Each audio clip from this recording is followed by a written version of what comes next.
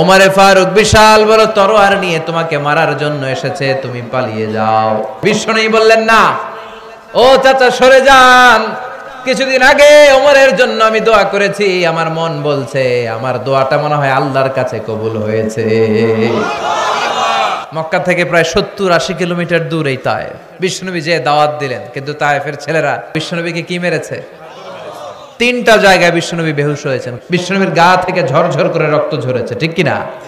খেয়ে না খেয়ে দিন প্রচারের কাজে নিজেকে দিয়েছ বিলিয়ে, তায়েফের কাফিরেরা চিনল না সে আলো, দুষ্ট ছেলেদের পিছু দিল লেলিয়ে, পাথরের আঘাতে ক্ষত বিক্ষত হয়ে সারা শরীর থেকে রক্ত ঝরে। শান্তির কথা মানায় বিশ্বনবীর মুখে? ডোনাল্ড ট্রাম্পের মুখে শান্তির কথা মানায় না। ইউরোপ আমেরিকার কোন দোসরের মুখে শান্তির কথা মানায় না। এরপরে বিশ্বনবীকে আল্লাহ কি কি নিয়ামত দিয়েছেন বলতে শুরু করলেন। বিশ্বনবীকে যে 3টা দামি নিয়ামত আল্লাহ দিয়েছেন সেটার কথা আল্লাহ বলবেন। শাহজালালোর উত্তর সুরি, দেশ বিদেশে বেটাগিরি, আমরা হক্কল সিলোডি, আমরা হক্কল সিলোডি। ইসলামিক লাইফ, জীবন গড়ুন কোরআন সুন্নাহর আলোকে। হেরা হতে হেলে দুলে নুরানি তনু ওকে আসে হায়, সারা দুনিয়ার হেরে মেরে পর্দা খুলে খুলে চায়, সে যে আমার কমলিওয়ালা কমলিওয়ালা, সে যে আমার কমলিওয়ালা কমলিওয়ালা।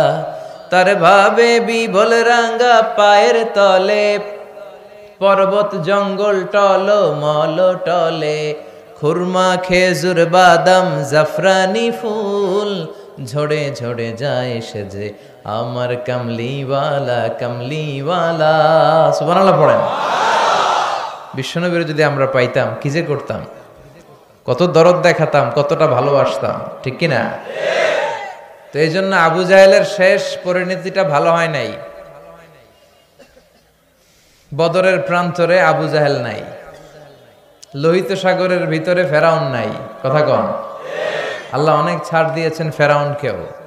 ফাহাশারা ফানাদা ফাকালা আনা রাব্বুকুমুল আ'লা।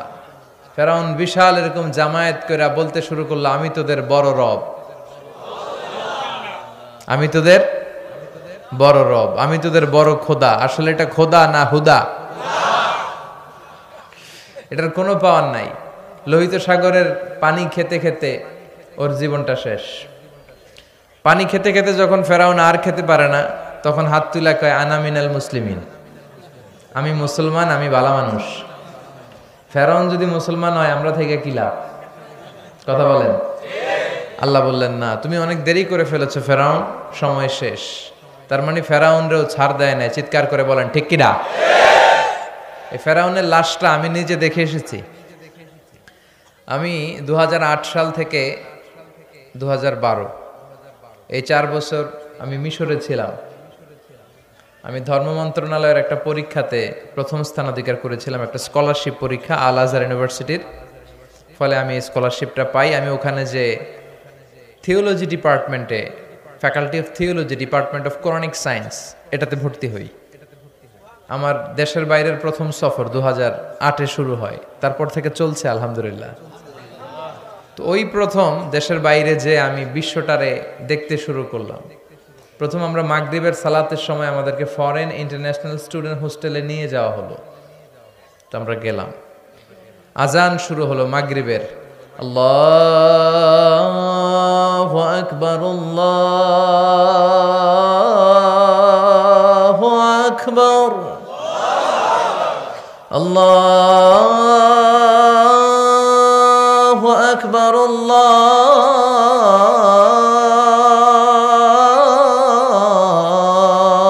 আল্লাহু আকবার। মাগরিবের আজান শুরু হলো। দেখলাম ফরেন ইন্টারন্যাশনাল স্টুডেন্ট হোস্টেলের বিভিন্ন হল রুম থেকে ছাত্ররা বেরিয়ে আসছে। Students of more than 100 nationalities we use to study in the same place. 100টারও বেশি দেশের ছাত্র আমরা পড়তাম। দেখলাম বিভিন্ন দেশের ছাত্ররা আসতেছে। মাগরিবের সালাত আদায় করলাম, সালাম ফিরালাম, দেখি ডান দিকে এক কালো মানুষ, বাম দিকে আরেক কালো মানুষ। এই দুই কালোরে দেখে নামাজ থুইয়া আমি দিছি দৌড়। নামাজ শেষ, দিছি দৌড়, ভয় পেয়ে গেছি। তাই বললাম এরা কারা? আমাকে যারা রিসিভ করলো এরা বললো এরাই আপনার বন্ধু, কারণ পৃথিবীর অনেক দেশের ছাত্রদের সাথে আপনাদের থাকতে হবে। তো এই প্রথম নিগ্রো মানুষ দেখলাম, শুরুতে ভয় পেয়েছিলাম এদের, পরে দেখি না, চেহারাটা কালো হলেও হৃদয়টা সাদা। আলহামদুলিল্লাহ পড়েন। কিছু লোক আছে দেখতে সাদা, কলিজাটা কালা, আছে না নাই? কিছু আছে দেখতে কালো কিন্তু অন্তরটা ভালো, আছে না নাই? তো আফ্রিকার সেনেগালের এক বন্ধুর সাথে, ছেলের সাথে আমার বন্ধুত্ব হলো। সে প্রায় আমার রুমে আসতো। তো একদিন এসে আমার হাতের সাথে হাত ঘষে আর বলে, hey man Mizan, how you become so white, how did you become so white? আমি এত কালুর কালু, তুই এত সাদা হলি কেমনে? মজা করে বলে, তুই এত সাদা কেন, আমি এত কালো কেন? তাই আমি বললাম, সাদা আর কালো এটা তো আমাদের ইচ্ছাই হয়নি, কার ইচ্ছায় হয়েছে? তো সে বলে, সাদা আর কালো যাই হও, কেটে দিলে এক রঙের লাল টকটকে রক্ত বেরোবে। ইসলাম বলে কালো আর ধলো এ তো বাইরে কেবল, ভিতরে সবাই সমান রাঙ্গা।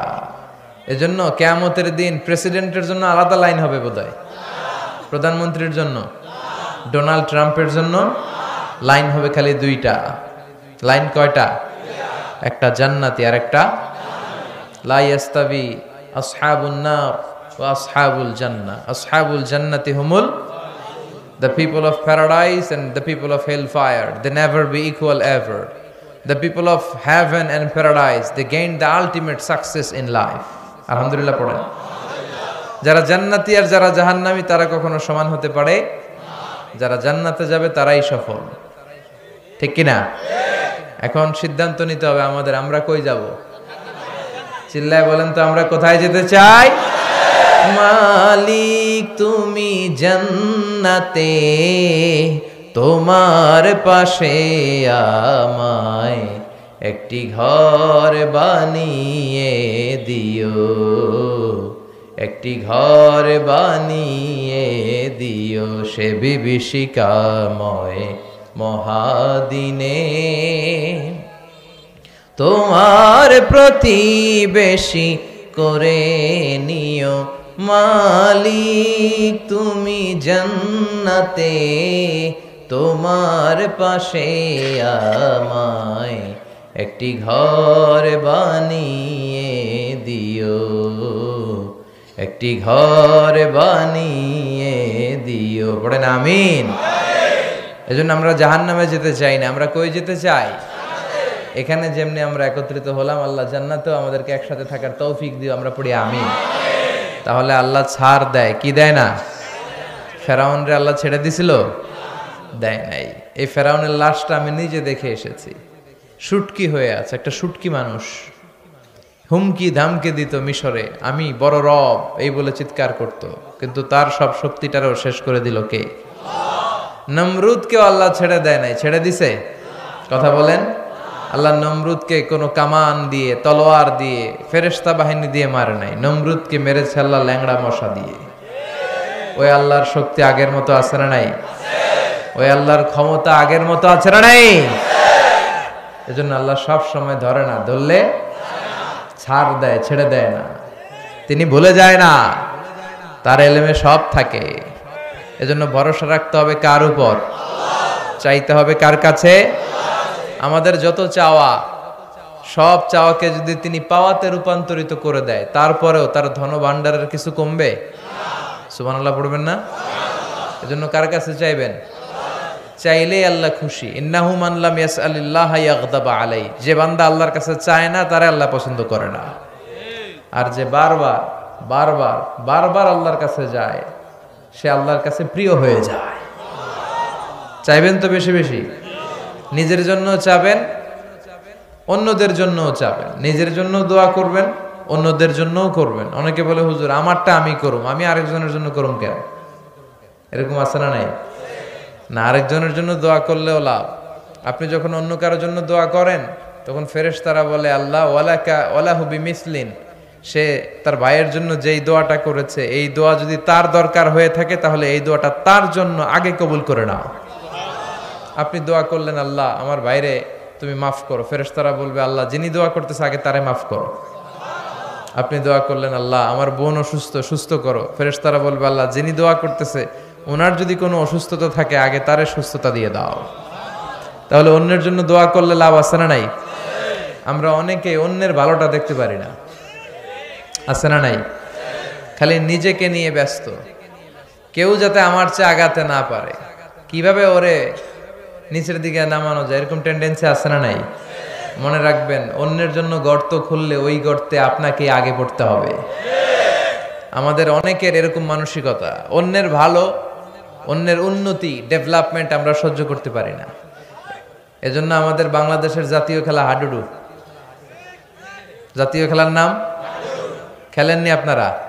কেউ সামনে যাইতে চাইলে ওর ঠ্যাং ধরে পিছনে নামাইতে হয়, কথা বলেন।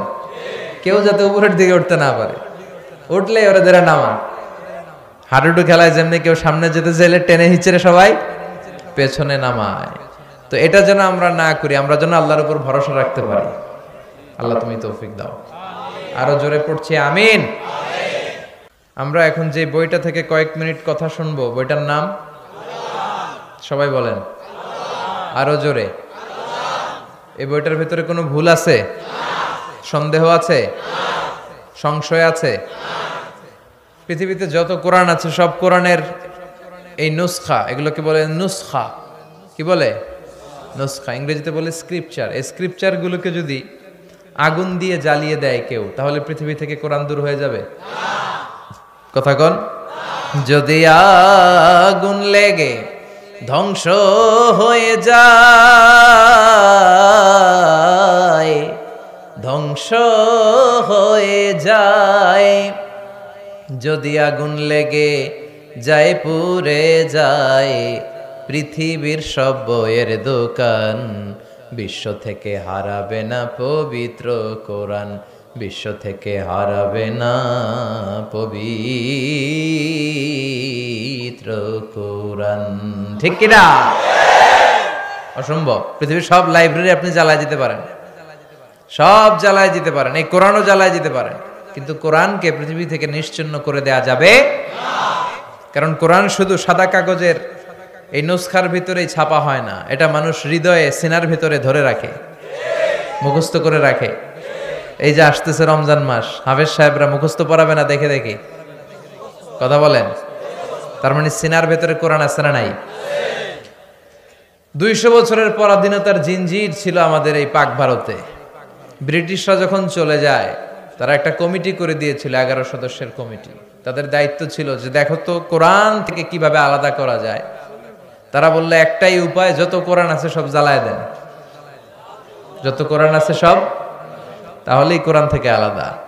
পরে এই রিপোর্টটা ঠিক আছে কিনা দেখার জন্য তারা 3 ডবল লোক পাঠালো, 33 সদস্যের আর একটা কমিটি পাঠালো ইংল্যান্ড থেকে। তারা বিভিন্ন জায়গায় মুসলমানদের অ্যাক্টিভিটিস অবজারভেশন করে তারা রিপোর্ট করলো যে previous report was absolutely wrong. আগের রিপোর্টটা ভুল ছিল, কারণ the people of Indian subcontinent they just don't print Quran in book, they memorize the holy Quran in their heart.